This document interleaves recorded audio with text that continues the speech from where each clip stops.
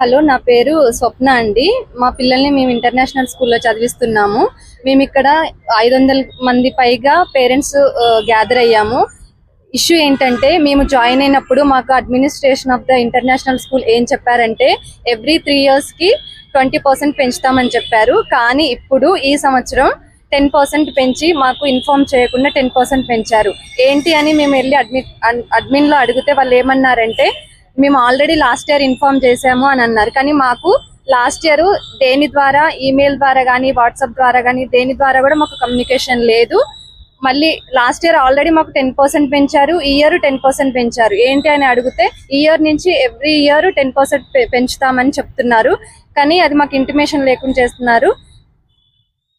So మేము management ఏం అడుగుతున్నామంటే 2 yearsకి ఒకసారి 8% ఆర్ 10% పెంచినా మాకు ఓకే. కానీ ఎవ్రీ ఇయర్ పెంచడం వల్ల అది కంపౌండ్ ఇంట్రెస్ట్ అయ్యి మాకు ఎవ్రీ ఇయర్ 10,000 20,000 కంటే ఎక్కువ పెరుగుతుంది. దీన్ని గవర్నమెంట్ దృష్టి తీసుకెళ్తున్నాను. మీరందరూ సహకరించగలరని కోరుతున్నాను. నా పేరు వెంకటేష్ అండి.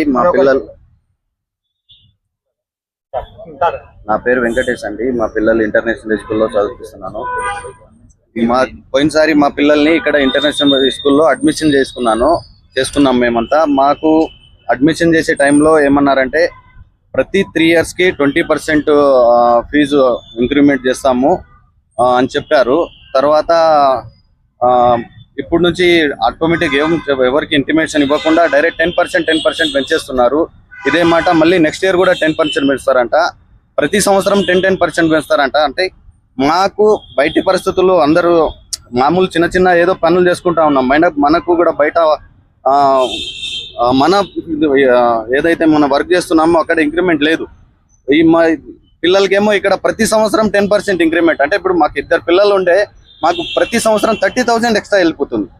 అందుకోసమని మేము ఇక్కడ, అంటే నేను ఒక్కని కాదు, ప్రతి పేరెంట్స్ ఇక్కడ నుండి మార్నింగ్ అందరం దగ్గర ఒక 1 month నుంచి బ్యాక్ ఒక 15 days నుంచి ఒకరు డే బై పోయిన శనివారం అన్నారు, మళ్ళీ శనివారం, మళ్ళీ నెక్స్ట్ శనివారం అంటున్నారు. మేనేజ్మెంట్ దగ్గర అంటే జూలై దాకా మేనేజ్మెంట్ ఇక్కడ లేరంట. వాళ్ళు July 4th అవైలబుల్ ఉంటారు అని చెప్తున్నారు. ఇప్పుడేమో మేము మార్నింగ్ 10-10:30 నుంచి వచ్చాము. ఫస్ట్ టైం ఇప్పుడే మార్చి 25th కట్టకపోతే మళ్ళీ దానికి ఫైన్ డైలీ 10 rupees ఒక స్టూడెంట్ కి ఫీజుకి. 2 student daily 20 rupees. First term ఏమో ఇప్పుడే మార్చిలో, మరి సెకండ్ టర్మ్ ఏమో జూలై, థర్డ్ టర్మ్ నవంబర్.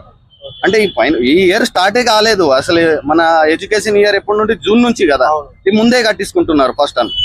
అది కూడా బర్త్డేనే. ఇంకోటి అందులో కాబట్టి ఇంక్రీజ్ మళ్ళా 10% అన్నా కూడా మనకి ఎంత పడుతుంది? ఒక్క స్టూడెంట్ కి 1,20,000 ఉందనుకోండి, 12% పడుతుంది. 12,000.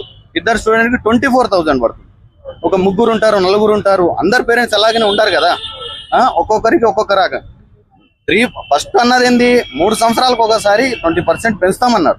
దాని తర్వాత ఇప్పుడేం ప్రతి ఇయర్ 10% దీన్ని ఇదే విధంగా వాళ్ళు ఏమంటున్నారంటే గవర్నమెంట్ నుంచి మాకు ఆర్డర్స్ లేవు, గవర్నమెంట్ ఫాలో అవుతాము, అక్కడ నుండి మాకు గవర్నమెంట్ నుంచి ఏమన్నా ఫాలోయింగ్ వస్తే దాన్ని బట్టి మేము స్టెప్ తీసుకుంటామంటున్నారు. మళ్ళీ ఇవి కాకుండా యూనిఫామ్ కావచ్చు, బుక్స్ కావచ్చు. యూనిఫామ్ అంటే బయట తీసుకుంటున్నాం యూనిఫామ్, ఓకే. కానీ బుక్స్ దగ్గర ఒక్కొక్క స్టూడెంట్ కి 10,000 పోతుంది. 10,000 మళ్ళీ 10,000 ఎక్కడ? మళ్ళీ ఒక నెల తర్వాత మళ్ళీ నోట్స్ బుక్ బయట తీసుకోవాల్సిందే. ప్రతి నోట్స్ బుక్స్ ఇప్పుడు బుక్స్ తో పాటు వస్తాయి కదా, దాంతో పాటు ఒక మంత్ నడుస్తాయి బుక్స్ అంతే. తర్వాత మళ్ళీ తీసుకోవాల్సింది. మళ్ళీ దగ్గర నెలకు 1,000-2,000 పోతానే ఉంటాయి. అదొకటి. తర్వాత